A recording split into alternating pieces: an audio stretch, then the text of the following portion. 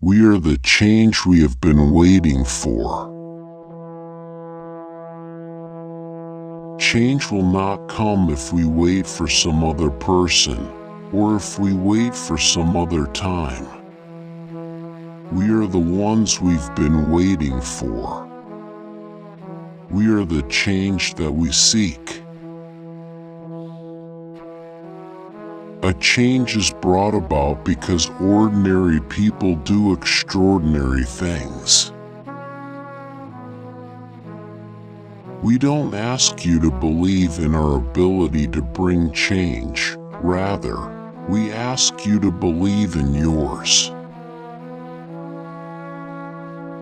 If you're walking down the right path and you're willing to keep walking, eventually you'll make progress. Our stories may be singular, but our destination is shared. Nothing can stand in the way of the power of millions of voices calling for change. You can't let your failures define you. You have to let your failures teach you. We may not be able to stop evil in the world, but how we treat one another is entirely up to us. Where you are right now doesn't have to determine where you'll end up. My identity might begin with the fact of my race, but it couldn't end there. At least that's what I would choose to believe. The best anti-poverty program is a world-class education. I think perhaps education doesn't do us much good unless it is mixed with sweat. Each path to knowledge involves different rules, and these rules are not interchangeable. All the education and good intentions in the world couldn't help plug up the holes in the universe or give you the power to change its blind, mindless course. Reading is important. If you know how to read, then the whole world opens up to you. We will restore science to its rightful place and wield technology's wonders to raise healthcare's quality and lower its cost. Don't let your failures define you. Better to be strong, Lolo said.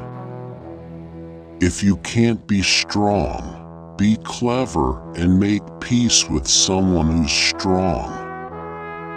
But always better to be strong yourself. When I was a kid, I inhaled frequently. That was the point. Change won't come from the top. Change will come from mobilized grassroots. You have the ability and gifts to do whatever you want. It is your turn now to change the world. Yes, we can. I'm the president, but he's the boss. It's important to make sure that we're talking with each other in a way that heals, not in a way that wounds. This victory alone is not the change we seek. It is only the chance for us to make that change. If the people cannot trust their government to do the job for which it exists, to protect them and to promote their common welfare, all else is lost. Although the principle of equality has always been self-evident, it has never been self-executing. What I could not support was a dumb war, a rash war, a war based not on reason but on passion, not on principle but on politics. In the face of our common dangers, in this winter of our hardship, let us remember these timeless words. With hope and virtue, let us brave once more the icy currents, and endure what storms may come. This is the moment we must come together to save this planet. Let us resolve that we will not leave our children a world where the oceans rise, and famine spreads, and terrible storms devastate our lands. So, let us summon a new spirit of patriotism, of responsibility, where each of us resolves to pitch in and work harder and look over not only ourselves, but each other. Be conscious of God and speak always the truth.